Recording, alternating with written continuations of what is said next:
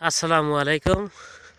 আজ ডিসেম্বর মাসের 23 তারিখ, পৌষ মাসের 8 তারিখ, রোজ মঙ্গলবার।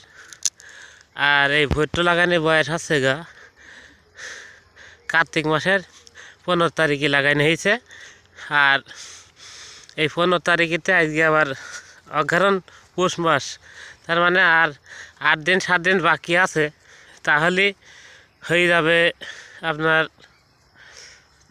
2 মাস বয়স। মানে ভুট্টা লাগানোর 45 দিনের ভিতরে সার দিলে সেই ভুট্টা ভালো হয়, সেচ দিলে সেই ভুট্টা ভালো হয়। তো ভুট্টা লাগানোর সময় থেকে আজ পর্যন্ত মানে সময়টা পার হয়ে যাচ্ছে সেচ দেওয়ার আর সার দেওয়ার। আর এই যে এইসব ভুঁইতে আপনার ধান ছিল,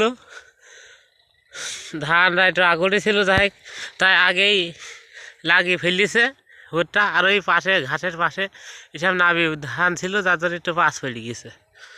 আর এদিকে পাট ছিল, পাটের জমিতে কার্তিকের 15 এই ভুট্টাটা লাগাইছে।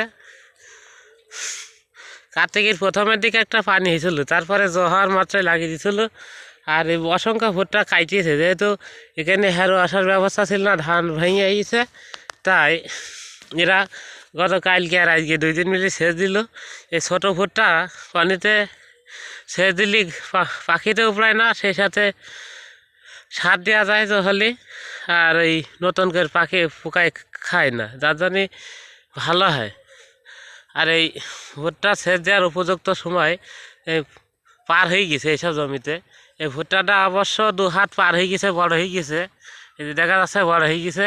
আর মানান এই ভুট্টাটা দারুণ একটা ভুট্টা, আগেরই ফলন ভালো হয়। অবশ্য ভুট্টায় 60 মণ হারে ফলন হয় যদি ভালো ভুট্টা করা যায়, আর যদি ঝড়ে না পড়ে। আর এসব ভুট্টা কাটা 40 মণ হারে যাবে, 33 শতকে বিঘা 40 মণ হারে যাবে।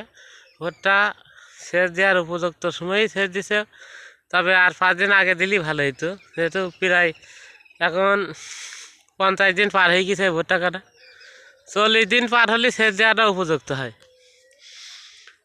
আর ভুট্টায় 2 বিঘি জমিতে, এই জমিটা ওই ডাঙা সহ সার দেওয়া হয়েছে 1 বস্তা ইউরিয়া আর 1 বস্তা ডিএপি,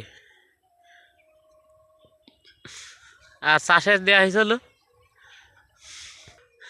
আর বর্তমানে এখানে ভুট্টায় পানি খরচ আপনার বিঘা প্রতি 1 মণ করে ভুট্টা, শুকনা ভুট্টা। আর ভুট্টা সেচ দেওয়ার আগে অবশ্যই কুবান দিয়ে নিতে হবে। এই যে সব জমিতে কুবান দিয়ে দিছে, মাটি উলট পালট করে ঘাস মারে, সেই সাথে ভুট্টা জরু করে।